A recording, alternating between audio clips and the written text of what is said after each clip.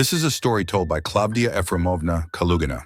Born in 1926, at 17, she voluntarily joined a sniper school. At the front, she fought as part of the 1156th Rifle Regiment of the 33rd Army. She advanced through Belarus, Poland, and East Prussia, reaching Königsberg. She was awarded orders and medals for courage and bravery. When the war began, I was only 15 years old. Life immediately changed. Ration cards, hardship, hard labor. I went to work at the respirator factory in Orikovo Zuevo. Hundreds of girls and boys like me worked there. We all knew that the front needed everything, and a lot depended on us. We were given 700 grams of bread by ration card, and that seemed like happiness. Soon I joined the Komsomol. We felt responsible, believing that we should help the country not only with labor, but also by preparing for battle. On weekends, we were sent for Sevyubuch, military training. We learned to march, dig trenches, and hold weapons. It all seemed like a game, but with each passing day it became clear. A real war lay ahead. When we finished off Sevyubuch, we were informed that a sniper school was opening. Many girls volunteered, and I decided to try as well. It was June 1943. I was only 17 then, and I was the youngest among them. The others were already 18. They even considered whether to keep me, but decided that if I could keep up with the others, I would stay. Our life was harsh. First, we dug a training ground, working tirelessly. I came from a poor family, accustomed to hard work. I chopped wood and carried water, so I handled the loads well. For this, I was even given leave to go home. But the main thing was ahead, learning to shoot. At first, nothing worked for me. I aimed, shot, and everything missed, hitting milk. I thought it wasn't for me, that I wouldn't cope. But our squad leader, Zinaida Andreevna Barantseva, took me under her wing. She worked with me separately, patiently explaining, correcting, and teaching. Thanks to her, I learned to shoot accurately and soon began to show good results. I successfully graduated from the school. The best were awarded gifts from America. These were real rarities, and everyone treasured them as a memory. My partner was Marusia Chibentseva from Ijevsk, from Udmurtia. We quickly became friends and a true sniper pair. On March 1st, 1944, we, the girls, were sent to the front. We traveled in cattle cars with stoves, but we weren't taken all the way to the front. We were dropped off earlier. The weather was difficult, a blizzard, a snowstorm, and we were given a truck to reach the reserve regiment. But there was so much snow that we literally had to pull the truck ourselves. We walked, sinking knee-deep, pulling it along. How many days this lasted? 1, 2, or 3. I no longer remember, but I remember the fatigue and the snow which seemed endless. Finally, we arrived. We were given camouflage suits and our rifles were wrapped in bandages so they wouldn't shine. Early in the morning, we were fed and given a modest ration, bread and a piece of American sausage. That was our whole lunch. With these meager supplies, we moved to the front line. In the trenches, everything was covered with snow. We crawled across no man's land, where every movement could cost a life. I remember Nadia Loganova crawling too close to the German side onto a minefield. We shouted to her, begged her to come back, and fortunately, she crawled back. On the first day, we were more scared than we shot. The Germans were clearing trenches in plain sight, and we could have hit a dozen, but we couldn't bring ourselves to pull the trigger. We sat, watched, and couldn't. And in the evening, returning to the dugout, we felt ashamed and cursed ourselves. Cowards, why did we come here? The next day, I finally made up my mind. I remember a German soldier at a machine gun post. I aimed, shot, and he fell. He was immediately dragged back by his legs. That was my first kill. After that, the fear receded, and the war showed its true face. We stood in the trenches, observing the German defenses. At first, the days seemed similar, but everything changed on one sunny day. Marusia and I took turns observing, so our eyes could rest. When it was her turn, she took aim, and at that moment, it seems the lens glinted in the sun. A shot rang out, and Marusia fell. I screamed, bursting into tears, but the soldiers told me to be quiet, fearing they would open mortar fire. But how could I hold back? She was my first combat friend, and her death was a heavy blow to me.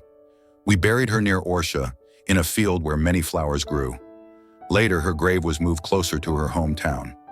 We continued to stand in defense all summer. While the fronts around us advanced, we held a strong line. One day, a powerful artillery barrage began. Katyushas fired. When they shot, my tunic on my back swayed from the shockwave. Following this, the soldiers went on the attack, and we, the girls, helped to carry out the wounded. I remember one officer.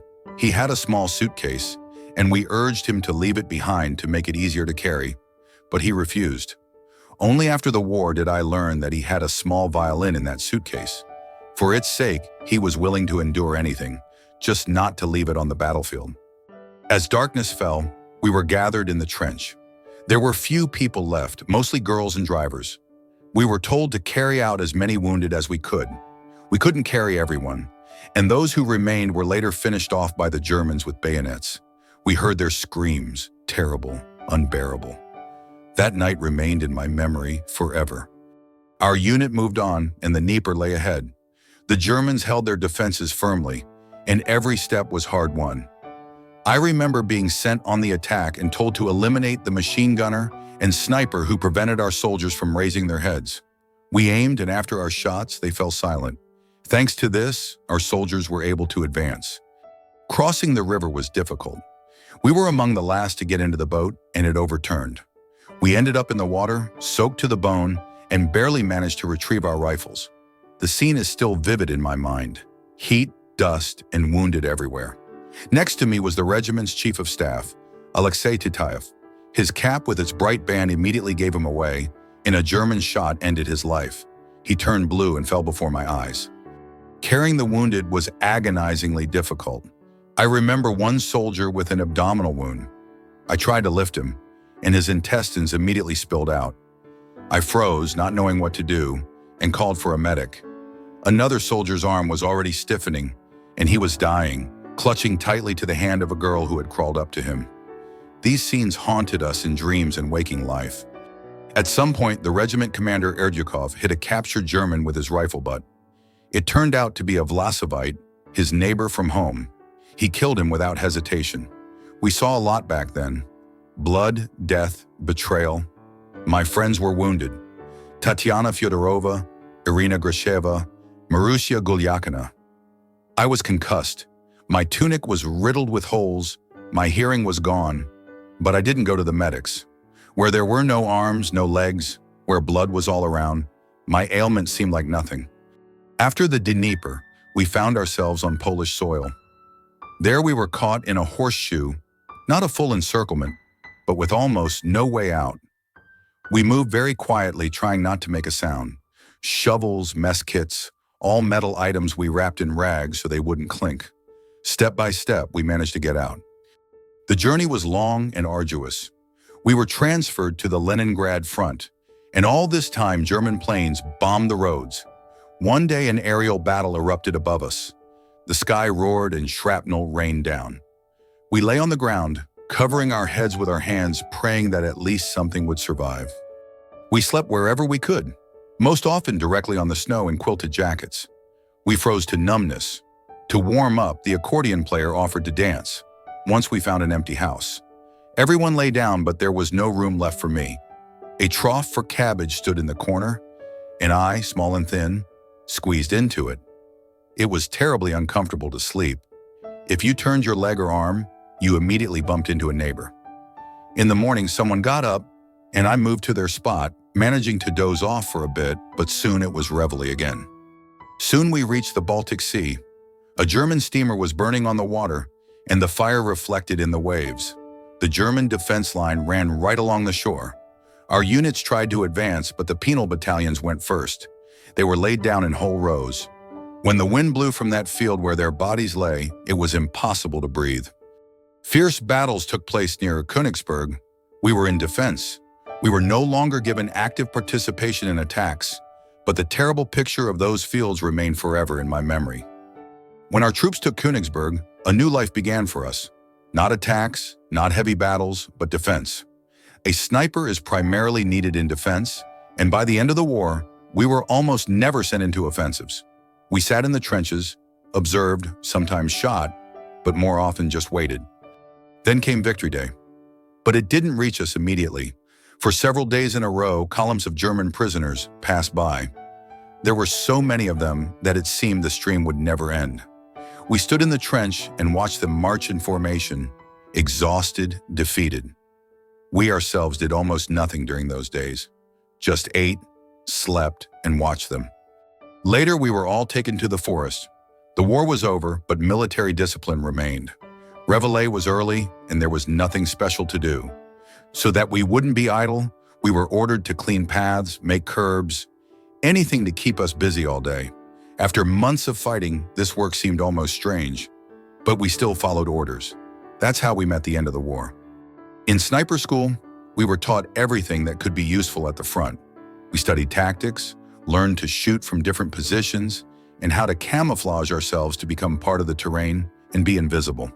Special attention was paid to ballistics, how a bullet flies, how distance and wind affect it. Back then, we knew all of this by heart. Now much has been forgotten, but the memory of that training remains. From the very beginning, we formed pairs. Marusia Chibantseva and I ended up together on the first day and remained partners. We did everything together, trained, studied, and then fought. At the front, we also always stayed close, within arm's reach. When one's eyes got tired, the other took over. That's how we lived, with one destiny. In school, we were forced to shoot in all conditions, at 200 meters, 300, and 1200. There were even night shootings, by moonlight, at moving targets. Some shot, others rotated the shields. We lay in the snow for days and our feet hurt so much that our footcloths later tore from our skin. All of this hardened us. At the front, we no longer shot at night. As soon as it dawned, we went to our positions. As soon as it got dark, we went back. A sniper had to make one shot and not reveal themselves. 2 shots from the same spot meant condemning oneself to death. Our task was to eliminate officers, machine gunners, signalmen, those on whom the control of the battle depended. An ordinary soldier could be left alone. 1 shot a day was considered normal, and sometimes we returned without firing a shot. My weapon was the Mosin rifle, a 3-line with a bayonet and an optical sight. It was a simple but reliable weapon. We always carried the bayonet with us, in case of hand-to-hand combat or an attack. The scope allowed us to see targets well up to 800 meters, and the rifle itself could hit up to 2 kilometers. But the main thing was not the range, but the ability to hide and wait for the right moment. Our uniform changed depending on the season. In winter, we were given white camouflage suits. In summer, green trousers and tunics. There was no modeled uniform back then. We always wore trousers, not skirts. It was more comfortable and practical. We always carried 2 grenades on our belts. One for battle, if we had to defend ourselves in close combat, the other for ourselves, so as not to be captured alive. This was a rule, and we all understood that there was no other way. Besides the rifle and grenades, everyone had a shovel, a mess kit, ammunition, and a first aid kit. A simple set, but indispensable at the front. Camouflage was no less important than weapons. In school, we were chastised for every little thing. If you sat incorrectly, you were already visible. At the front, this meant life or death. You had to blend with nature so that the enemy would not notice any movement or the glint of a lens. We lay motionless for hours, merging with the ground, and only our eyes watched the field. Trophies meant almost nothing to us. We were too exhausted to carry anything extra. Near Smolensk, I remember walking in the evening. There was soot everywhere, only stovepipes sticking out. It was hot, the horses were tired, the carts creaked, and suddenly we came across a pile of rags. We took off our boots, threw away our dirty, sweat-soaked footcloths, and chose new, more or less suitable ones. This was the only trophy that truly made sense. Sometimes scouts brought chocolate. They stumbled upon a German warehouse and invited us. The table was laden with bars, all kinds. We ate non-stop until we felt sick. This was a rare occasion when something resembling a holiday was felt at the front. Other things happened too. Locals in Belarus or near Königsberg sometimes came out to meet us.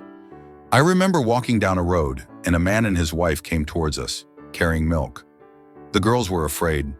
What if it was poisoned? But I felt sorry for them. I saw that they were offering it sincerely. I said, "I'll drink it." I drank, and nothing happened. It was even awkward that someone genuinely wanted to help, and we didn't trust them. Another time, we were invited to a table, treated to food and given blueberries with milk. In wartime, such moments seemed almost miraculous.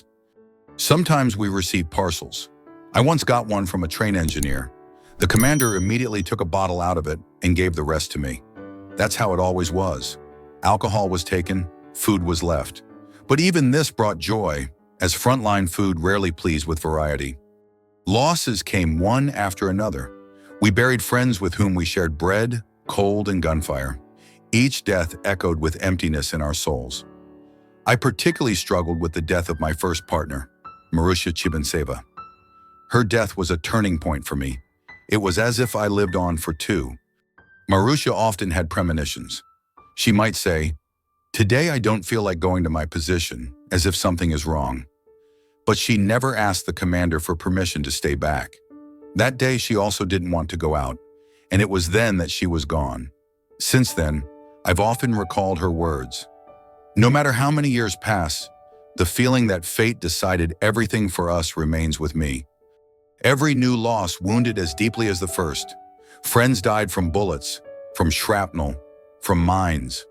Many were wounded and never returned to duty. We got used to death, but we never accepted it as an ordinary thing. It was always a personal pain. Now, having lived a long life, I understand.